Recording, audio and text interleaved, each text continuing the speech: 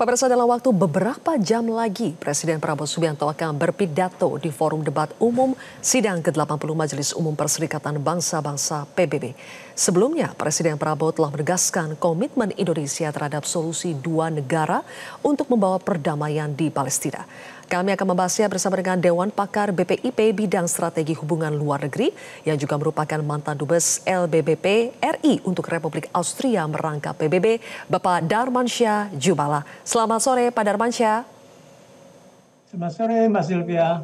Baik, Pak Darmansyah, di panggung konferensi tingkat tinggi PBB kita telah mendengar Presiden Prabowo menyerukan kemerdekaan untuk Palestina dan menghentikan bencana kemanusiaan di Gaza. Apakah menurut Anda Indonesia sudah cukup menunjukkan ketegasan kita dalam mendukung Palestina dan mengutuk genosida yang dilakukan Zionis Israel kepada Palestina? Baik, terima kasih Mbak Sylvia. Kalau kita lihat dari sikap politik Indonesia di dalam isu Israel-Palestina ini, statement Bapak Presiden tadi menurut saya sudah menunjukkan ketegasan sikap. Tapi ada satu hal yang perlu kita catat adalah ada sesuatu yang baru disampaikan oleh beliau ketika menawarkan cara untuk menciptakan perdamaian, terutama dalam sikap Indonesia. Tadi saya mengikuti dari YouTube tentunya ya, dan juga dari TV, dari Metro. Beliau menawarkan ada kata-kata yang sangat gamblang. Jika Israel mengakui Palestina, kami akan mengakui Israel. Ini hal baru sebenarnya. Dulu memang pernah ada ide untuk pembukaan hubungan diplomatik atau mengakui Israel, tapi kan masih tidak di dalam sidang umum, sidang dunia ini. Tapi Bapak Presiden Prabowo menyampaikan itu secara gamblang dan di tingkat tinggi pula. Nah ini kalau dilihat di dalam fatsun diplomasi, ini yang disebut pendekatan tit for tat.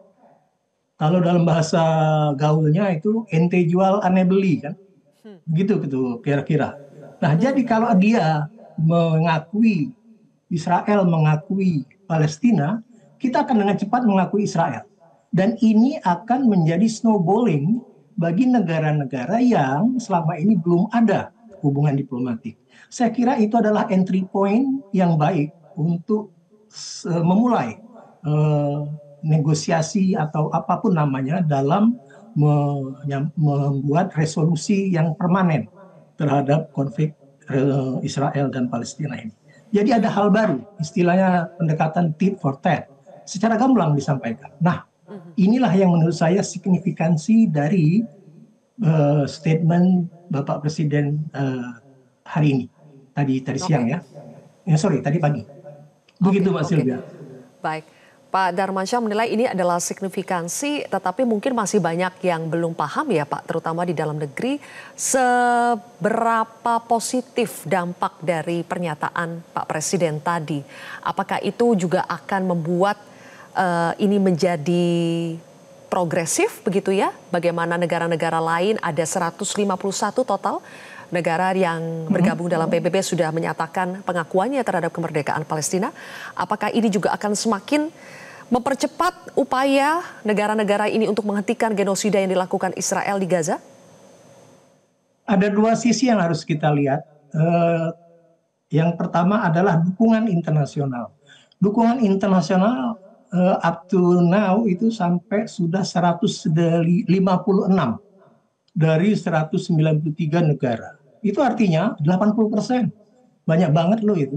Nah, ini bisa kita manfaatkan untuk menggalang opini dunia sebenarnya.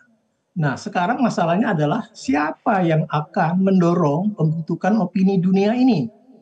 Saya melihat dukungan 156 negara itu adalah modal.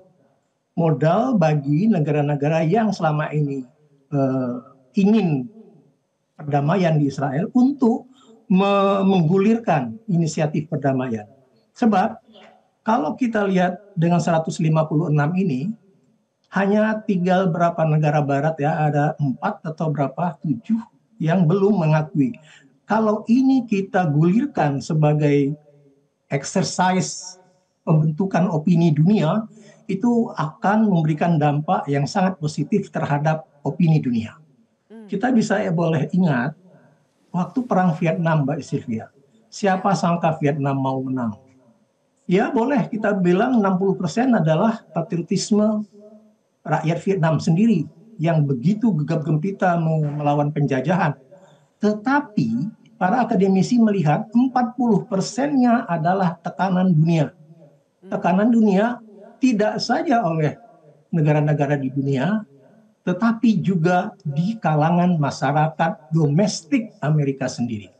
Nah, sekarang masalahnya adalah bagaimana perkembangan persepsi publik internal atau domestik Israel dan domestik internal di Amerika Serikat terhadap kekejaman genosida di Gaza. Saya ikuti dari perkembangan di Israel sendiri ada loh civil society satu segmen tertentu, juga di Amerika banyak, terutama di mahasiswa yang mengadakan semacam pembentukan opini oleh civil society bahwa enough is enough. Jangan terlalu berlebihan kita menyengsarakan rakyat Palestina. Dukungan Palestina tidak hanya cukup didukung oleh 156 tadi, tetapi juga harus dibarengi dengan pembentukan opini dunia. Oleh siapa? Oleh negara masing-masing, kita semua yang 156 ini tadi, plus rakyat domestik Israel sendiri, dan rakyat domestik Amerika. Dan itu pasti ada, dan harus dikondisikan. Jika kita ingin melihat guliran 156 negara ini terus berkembang, berkecambah, tumbuh menjadi tunas perdamaian bagi Israel dan Palestina. Saya kira itu pembentukan opini dunia. Oke, Pak Darmansyah, ada satu momen lagi yang sangat kita nantikan, yaitu nanti pidato Presiden Prabowo ya di urutan ketiga pada saat forum debat di sidang umum nanti. Beberapa jam lagi akan kita dengarkan bersama-sama. Apa yang bisa kita nantikan atau antisipasi dari pidato yang bagi banyak pihak ini sangat bersejarah setelah Indonesia absen selama 10 tahun? Saya melihat begini Mbak Sylvia ya, kita ini kan 10 tahun ya udah nggak hadir ya dalam level presiden ya. Nah, kalau kita bicara dengan teman-teman di PBB, I was there, itu mereka itu dan masih selalu ingat bahwa Indonesia itu pernah menggetarkan podium PBB tahun 1960 oleh Bung Karno dengan pidatonya To Build the World Anew. Dan itu sekarang Mbak Sylvia tidak banyak yang tahu, tapi dari tataran internasional sudah banyak yang well informed bahwa pidato Bung Karno itu tahun 60 To Build the World Anew itu sudah diakui oleh PBB, CQ, UNESCO sebagai Memory of the World. Artinya dianggap sebagai warisan arsip dunia. Maknanya apa? Itu bagi kita sebagai negara itu adalah diplomatic capital, diplomatic credentials.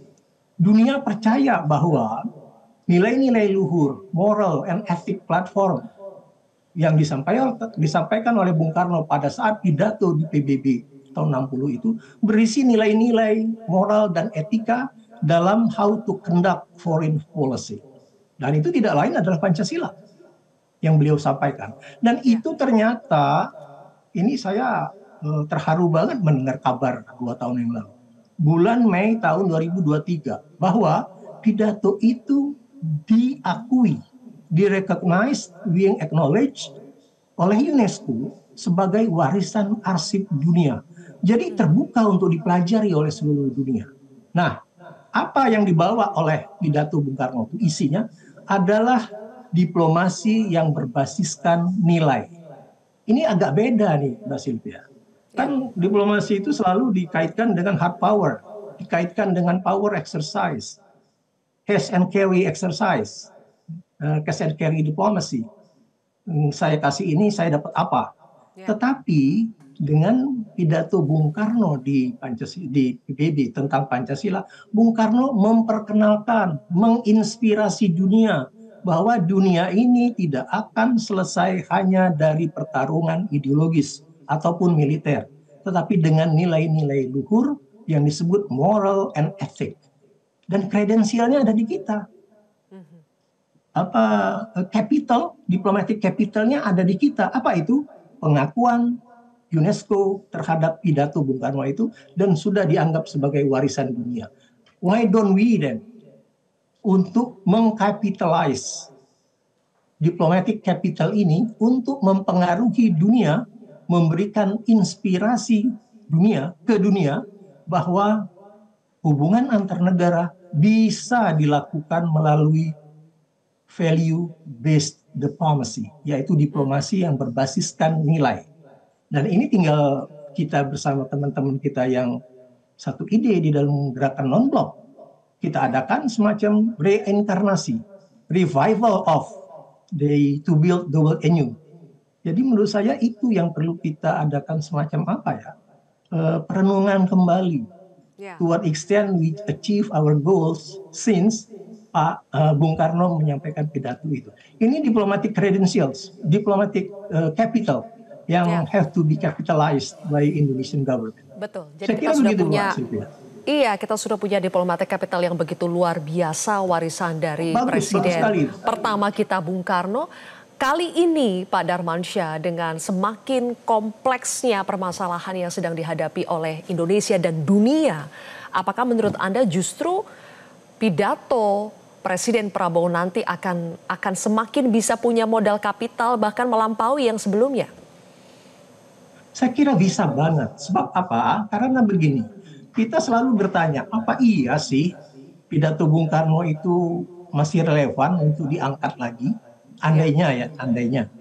Saya melihat masih sangat relevan, Mbak Sylvia. Itu tahun 60 beliau itu. Sekarang tahun 2025. Sudah berapa tahun itu? Puluhan tahun. Nah, bahwa cara berdiplomasi kita itu masih tetap pada cara-cara konvensional, hard power, real politics, cash and carry diplomacy. Bung Karno saat itu kan memperkenalkan nilai-nilai moral and ethic di dalam kebijakan luar negeri. Nah itu bisa kita revive, bisa kita hidupkan kembali, kita gaungkan kembali oleh Indonesia. Karena kita punya capital itu tadi, diplomatic capital. Sebab jangan lupa juga kita, dunia ini, konflik di dunia ini tidak hanya akan selesai melalui hard power. Hard power buktinya sampai sekarang tetap saja mereka perang. Ya, itu hard power tuh. Nah sekarang why don't we then menggunakan pendekatan soft power? Soft powernya instrumennya sudah ada. Apa itu? Diplomatic capital and diplomatic credentials yang diberikan oleh PBB kepada pidato Bung Karno yang berisi nilai-nilai yang sangat luhur, yaitu moral and ethic diplomacy, value-based diplomacy. Nah ini yang harus kita kembangkan menurut saya.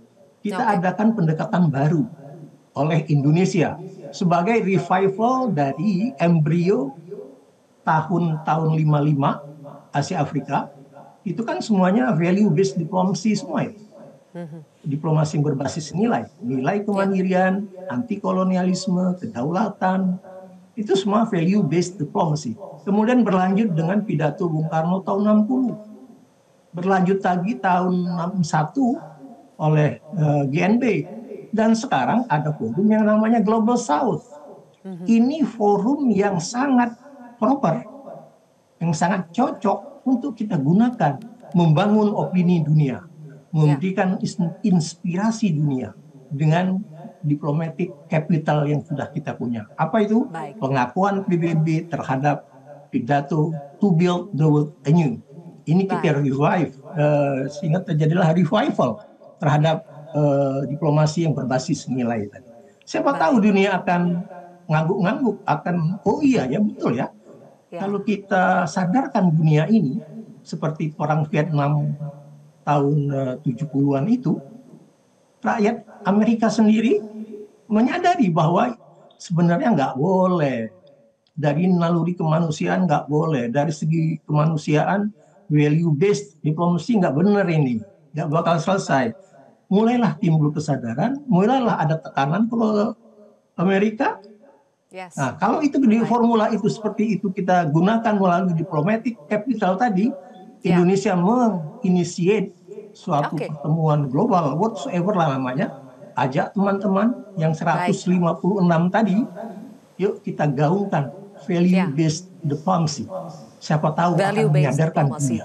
Baik, Pak Darmansyah, thank you for sharing this with us. Terima kasih sudah mengingatkan kita kembali ya tentang bagaimana sejarah kita, bagaimana kita tampil di forum PBB, dan semoga kita doakan nanti pidato Presiden Prabowo Subianto bisa berjalan dengan lancar. Terima kasih Pak Darmansyah sudah bergabung di Metro hari ini.